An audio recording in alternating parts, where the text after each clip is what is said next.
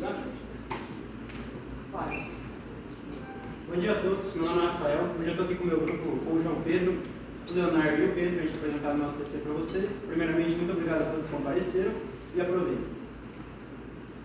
Bem, Health++ é a nossa empresa.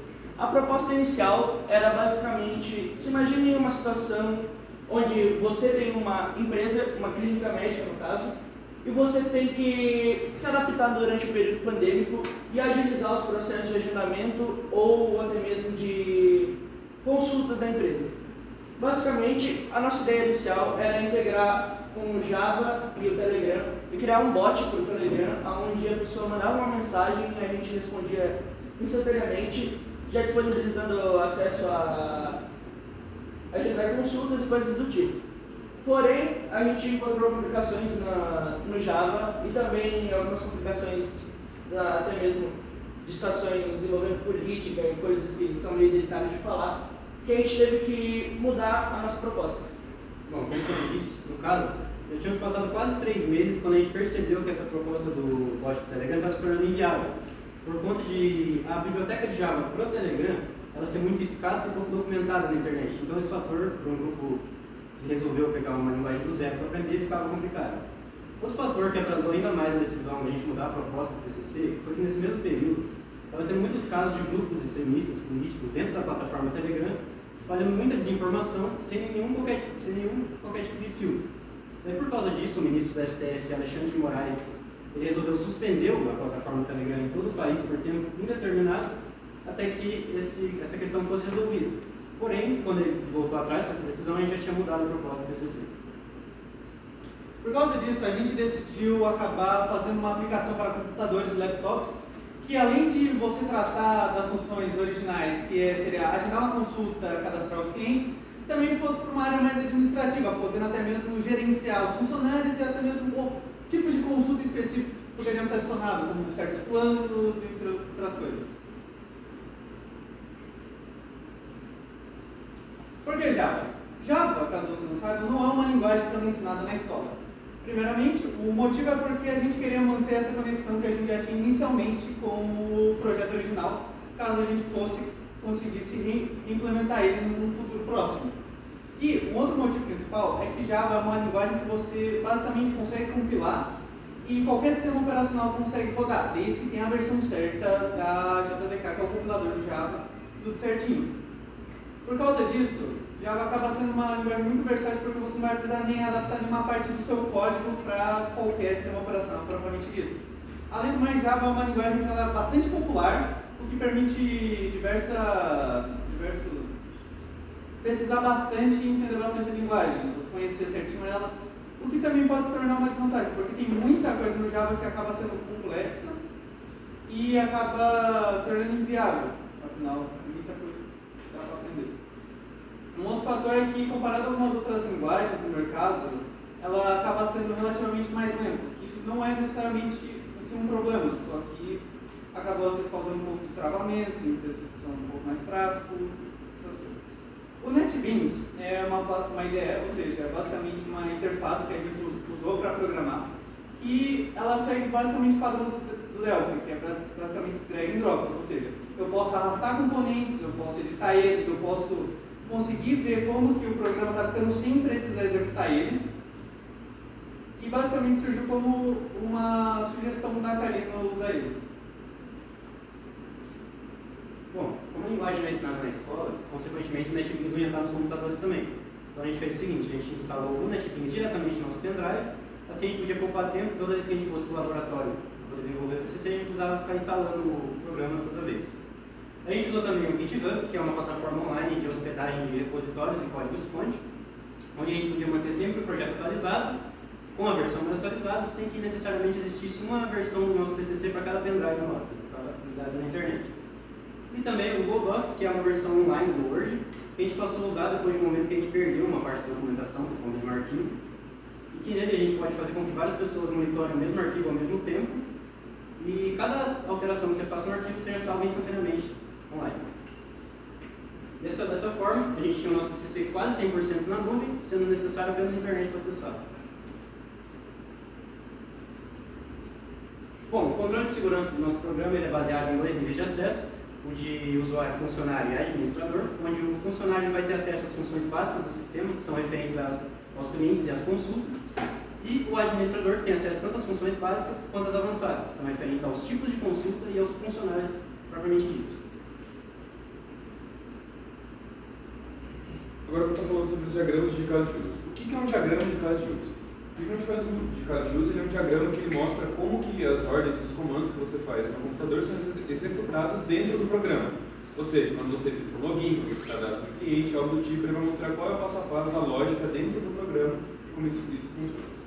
Então aqui eu estou falando agora sobre um diagrama que mostra o administrador ou funcionário editando uma consulta que já é vista, uma consulta que já foi agendada.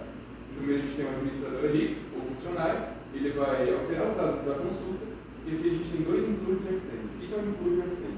O include é um passo que tem que ocorrer nesse processo obrigatoriamente, ou seja, se você quer fazer essa ação, você tem que passar por aquele processo. E o extend é algo que pode acontecer, é algo que não é parte necessária desse processo.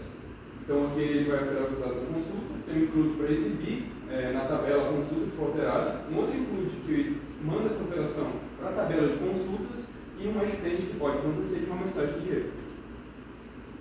E a gente tem o próximo diagrama, que é o administrador cadastrando um novo funcionário. Então a gente está no administrador, ele vai inserir os dados desse novo funcionário que ele vai colocar na empresa dele, tem um include para exibir na tabela o funcionário que está sendo cadastrado, logo depois uma extend, uma mensagem de erro, caso aconteça alguma coisa, e mais um outro include para mandar na tabela do usuário lá as alterações feitas.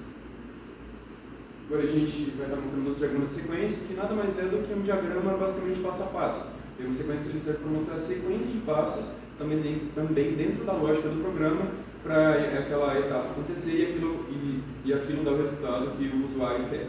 Ou seja, você vai passando por vários tipos de validações para ver se os dados estão corretos, se a ação executada foi a certa, e ele vai passando até com que a ação que o usuário quer fazer seja efetuada. Então a gente vai ver aqui uma sequência do administrador ou funcionário agendando uma consulta. Então a gente tem o administrador ou funcionário, ele vai executar a tela de login, depois disso ele vai efetuar o login na tela de login, se tiver alguma coisa errada ele retorna o login, ele redireciona para a tela com as tabelas. Estando tudo certo, ele passa para selecionar o cliente e inserir os dados da consulta. Ali na tela de consulta, se tiver algum erro de dados, ele exibe e depois na TV consulta ele grava a consulta na TV e exibe a consulta agendada na tabela de novo para dar o retorno. Nosso último diagrama de sequência, o administrador editando o funcionário que já está cadastrado. Então ele executa na tela de login, depois disso ele efetua o login do funcionário. O login, caso ocorra um erro, ele volta o login para a tela. Ele redireciona outra coisa para a tela com as tabelas, seleciona o funcionário e edita os dados do funcionário também. Logo depois disso, na tela de edição de funcionário, de novo, mas antes que a gente vai editar, caso aconteça. Caso não, ele passa a gravar a edição para a tabela de usuário e exibe o funcionário alterado na tabela de novo na tela com as tabelas. Agora a gente vai acabar fazendo uma demonstração na prática do nosso programa.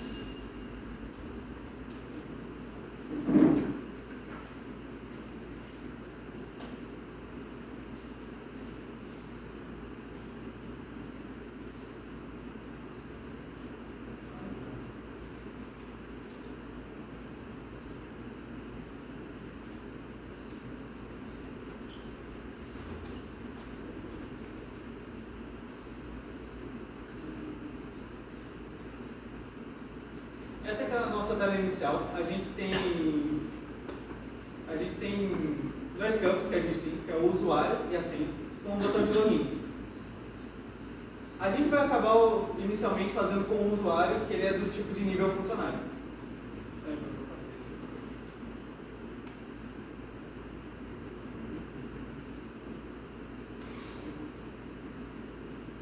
Acabou dando erro. Isso porque não existe nenhum usuário chamado Pedro que tem um P minúsculo como inicial. O nosso programa ele é capaz de detectar se realmente tem certinho os caracteres, ou seja, P maiúsculo é diferente de P minúsculo e vice-versa. Caso a gente faça o login com P maiúsculo, a gente vai ter essa tela aqui, que é a tela inicial do nosso programa. No cabeçalho, a gente pode perceber que tem duas abas, clientes e consultas, que são as que o funcionário ele pode ver. A gente vai fazer um novo cadastro.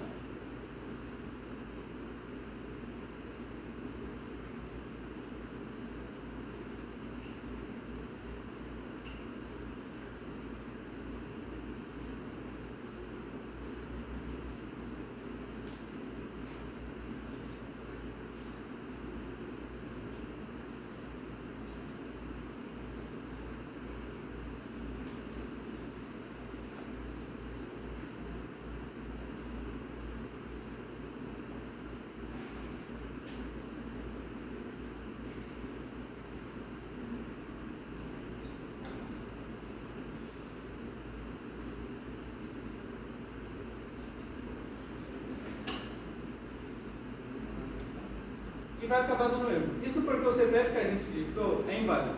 Justamente porque não existe nenhum CPF que ele é uma sequência do mesmo número. Portanto, se a gente acabar digitando vários, vai acabar cadastrando.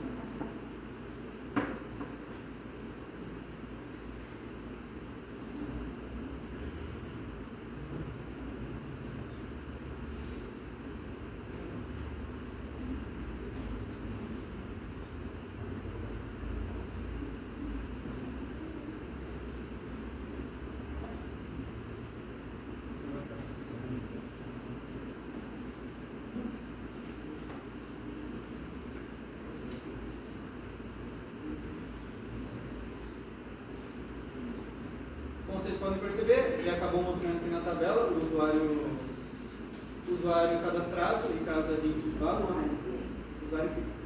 usuário cliente, perdão, cliente cadastrado.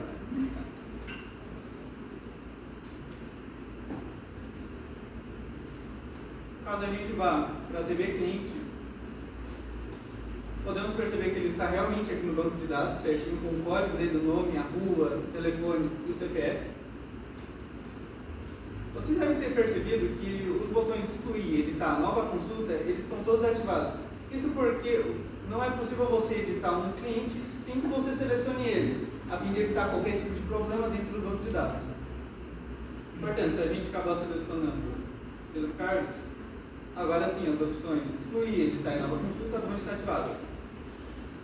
Podemos acabar editando, já vai ter preenchido aqui os dados dele, certinho. Podemos alterar o telefone dele.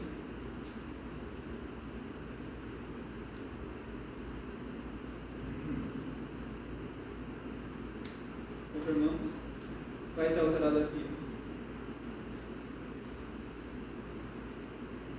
no banco de dados. Se a gente atualizar, também vai ter alterado.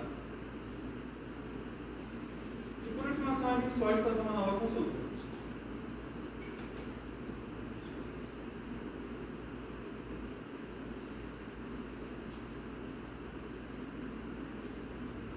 Vai acabar dando erro.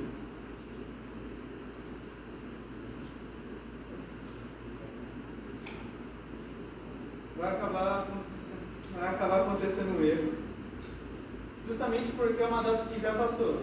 Então, é impossível que você acabe agendando uma consulta num momento que realmente acabou passando. Mas se a gente colocar um dia que já passou, agendamos. Vamos aqui para consultas, a gente pode perceber que está realmente aqui mostrando, e no banco de dados, vai estar aqui junto com o código cliente, o tipo da consulta e o preço. Caso a gente queira excluir o cliente, a gente pode vir excluir, ele vai perguntar, caso a pessoa acabe clicando sem querer, tem sempre a opção dela voltar, justamente para evitar qualquer tipo de problema ao excluir. Quando a gente exclui, acaba retirando a consulta. Isso porque é impossível que uma pessoa que ela não está cadastrada como cliente acabe tendo consultas, a fim de evitar qualquer tipo de problema. A gente acaba colocando. Tanto a consulta quanto o cliente vai estar excluído do banco de dados. Aqui a gente pode editar uma consulta propriamente dita, alterar a data.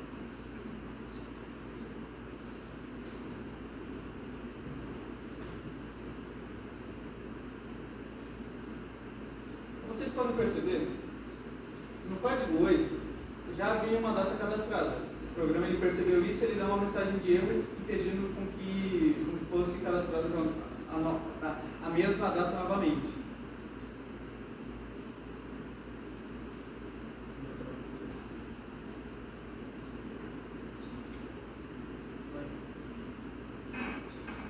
Voltando ao próprio banco de dados, a gente vai perceber que alterou aqui as informações do texto daquela hora. E caso a gente acabe excluindo a consulta também, vai excluindo o banco de dados.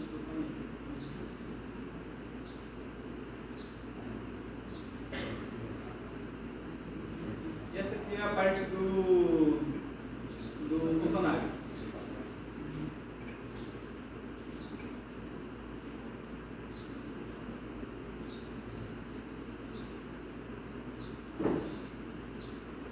Bom, agora a gente vai fazer esse passo, só que com o usuário administrador.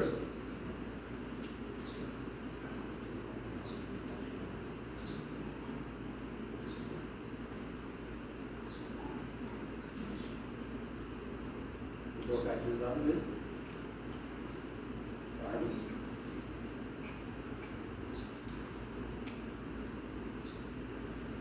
Cara, aqui no cabeçalho a gente já nota duas novas áreas. Como eu disse, o administrador tem acesso tanto aos funcionários e aos tipos de consulta.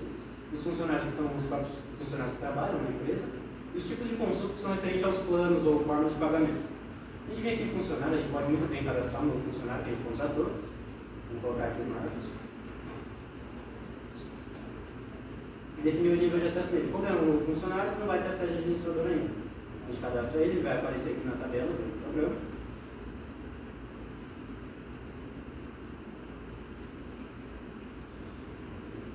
No banco de dados também, aqui está ele, com a senha dele gerada aleatoriamente e o nível de acesso zero. Daí suponhamos que o Marcos disse, um tempo para cá que ele veio trabalhar na nossa empresa, ele foi promovido, ele desempenhou um ótimo serviço para a gente, e agora a gente pode vir aqui, editar ele, redefinir a senha dele tanto aleatoriamente como por escrito, e aumentar o nível de acesso dele aqui e atualizar. Vai atualizar aqui na tabela. Vai atualizar aqui no banco de dados também, nível de acesso 1. Daí, mais um tempo se passou, o Marcos parou de desempenhar um bom serviço para a nossa empresa, e a gente vai ter que demitir ele. Posso muito bem vir aqui na tabela, selecioná-lo, clicar em excluir e confirmar. Mais uma vez, ele sobe na tabela e sobe no banco de dados. Aqui nos tipos de consulta, como eu disse, nos planos que a gente trabalha, por enquanto a gente só tem um plano de família, mas a gente pode muito bem vir aqui e adicionar um novo plano. A gente pode colocar plano duplo, por exemplo. Esse dele, R$25. A gente cadastra. Está aqui o plano duplo, o plano de dados também. Está aí. Agora aqui eu adicionei um plano. Se eu quiser vir aqui nos clientes, por exemplo, o Pedro, eu quiser adicionar uma nova consulta, ajudar uma consulta para ele, eu posso muito bem vir aqui e escolher o plano duplo. Agora está cadastrado no programa. Coloco aqui uma data.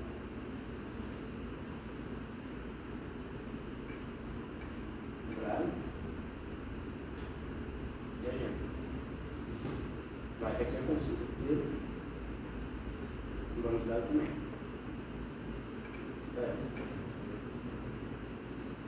Tipo de consulta também eu posso muito bem editar um plano novo. Vamos supor que ele não custa mais R$25, vai passar a custar 30 agora. A gente edita, vai mudar aqui. Vai mudar o banco de dados também. Daí suponhamos também que a gente parou de usar esse plano Blue, a gente não oferece mais ele. Eu posso muito bem vir aqui e excluir. Seleciona aqui, mais uma vez. Sobe no banco de dados também. Porém, a gente tinha já dado uma consulta no plano Blue. Se a gente vier aqui em consulta, a consulta ela vai permanecer aqui. Porque uma vez que foi feita uma consulta num plano, ela não sobe mesmo que você exclua ele.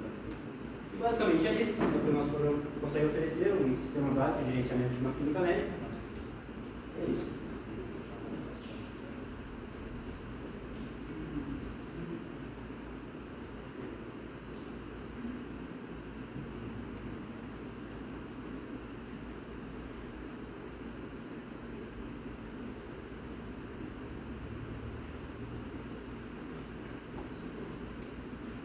programa, ele, por mais que a gente tenha esse tempo desenvolvido, a gente acabou perdendo uma parte dele por causa da ideia e da proposta original. Então, tem muita coisa que poderia estar melhor no programa, como uma funcionalidade que acabou não dando muito tempo de implementar.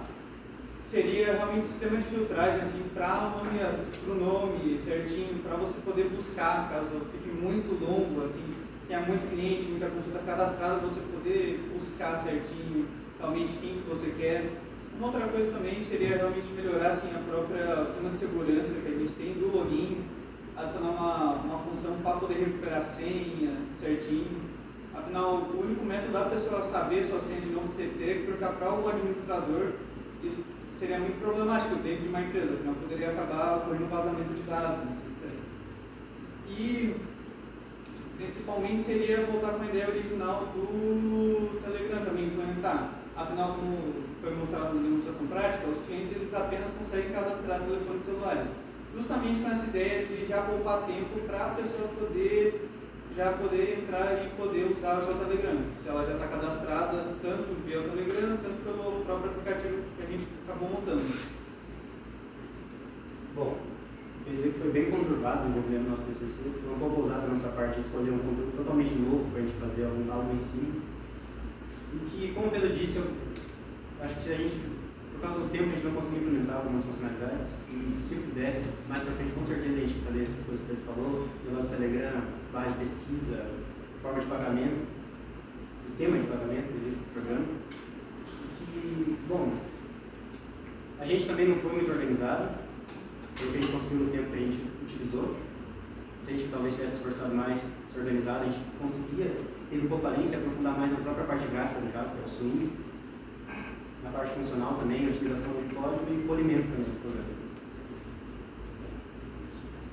Foi uma dificuldade bem grande que a gente teve com esse projeto, não só por conta do tempo, como eles falaram, mas também por ser uma ideia nova para quem mexeu com o código, uma linguagem que a gente não tinha nem ideia de como funcionava, pelo menos eu não fazia ideia de como já funcionava, complicado. Então, foi uma dificuldade muito grande para o grupo todo, justamente por essas todas as novidades, mas isso foi uma escolha nossa para a gente conseguir inovar, trazer algo que ninguém nunca trouxe aqui antes, mas algo que pudesse trazer uma visão diferenciada, talvez de uma outra perspectiva de um aplicativo de agendamento. Então, nosso trabalho ele foi muito voltado para esse estilo por conta disso. E eu diria que foi um grande aprendizado. A gente acabou aprendendo bastante, não só na questão de programação, de manejamento de dados, como também a trabalhar em grupo, a gente tem entrar em concordância, a gente conseguir chegar a algum ponto e por isso foi um trabalho muito importante. Bem, creio que o que eles disseram posso usar como minhas palavras. Acho que o principal que pelo menos eu, consegui ter um aprendizado maior foi como lidar com pessoas e com situações problemáticas nesse trabalho. Porque, querendo ou não, a gente viveu várias situações de estresse muito grande, dentro do desenvolvimento, e a gente acabou tendo que saber lidar com isso e também levar para frente sem querer se esmorrar.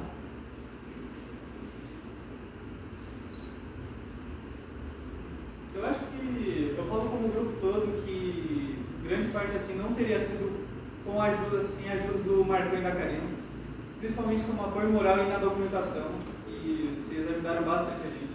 Também eu queria agradecer a sala, porque acabou tornando toda essa caminhada, todo o inferno que foi fazer esse site um pouquinho melhor.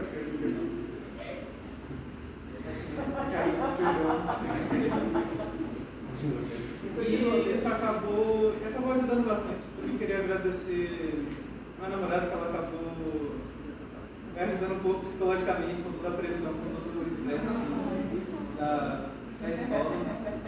Também queria agradecer um pouco o Rafa, que basicamente uma pessoa que me ajudou bastante. E também o resto do meu grupo, por estar presente, por ter feito essa caminhada um pouco melhor, exaustiva. Queria agradecer também a todo mundo da sala, que sempre ajudaram muita gente, os professores que deram um apoio imenso, não só na documentação, como também a Karina, que veio da ideia para a gente usar do NetBeans, que acabou salvando demais. Então, queria agradecer a todos. Queria agradecer também aqui, principalmente o José Henrique, que me ajudou bastante em questão de edição de imagem, que foi a parte que eu fiz no TCC. apesar de ter insistido muito para usar o Adobe Illustrator, eu fiquei teimoso no Photoshop, mas deu tudo certo. Então, agradecer a todos e principalmente, como eu disse, não só as pessoas da nossa sala, como também de outras salas que me apoiam bastante, pessoas da minha família. Então, eu queria agradecer bastante por isso. Meu agradecimento vai especialmente para os professores, que eu acho que só eles sabem o quanto eu fiquei com uma corda no pescoço ano passado. Eu acho que sem eles eu não estaria aqui provavelmente, estaria no segundo ano, ou nem na escola, que eu poderia me arrancar na paulada. Mas também queria agradecer todo mundo do lado bar, principalmente, que estava lá sempre alegrando nossos dias, ajudando a gente emocionalmente, porque eu acho que sem a parte da alegria do nosso lado lá, a vida seria mais triste. Como é na minha casa, eu chego em casa e choro no banho. Bem, também agradecer a escola, né, que proporcionou todo o espaço, e também o hardware, que não é aquelas coisas, mas tá aí. E basicamente é isso. Queria agradecer todo mundo que está aqui presente hoje. E essa foi a apresentação de trabalho de conclusão de curso. Rafael. Ele já tem. Depois você fala essa frase. Ele só ajudou Gostaria de agradecer primeiramente ao professor Marcos e Karina também, como o Pedro disse, eles ajudaram a gente moralmente, mesmo que eles não pudessem ajudar em parte do código, eles colocaram a gente no caminho certo, deram uma luz pra gente. Queria agradecer também a escola e o corpo docente, que disponibilizou o ambiente para a gente, foi a maior parte do tempo que a gente desenvolveu o TCC, aos amigos, principalmente do nosso lado do laboratório. Eu queria fazer um agradecimento para duas pessoas especiais, que é a minha namorada e o Pedro. E foram duas pessoas cruciais para que eu não surtasse no meio do TCC. E que antes da gente terminar, eu queria dedicar principalmente as palavras para o Pedro, que sem ele nada disso ia sair do lugar. Ele é a base desse projeto.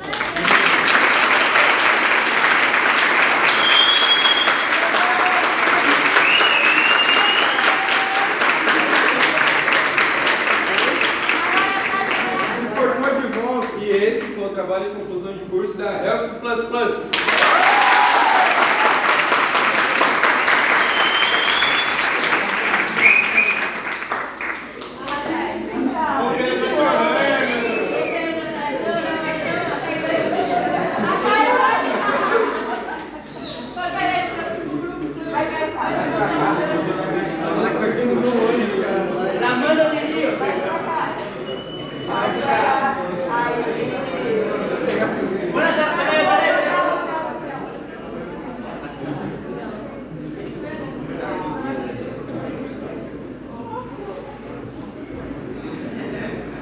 Não volta, cara.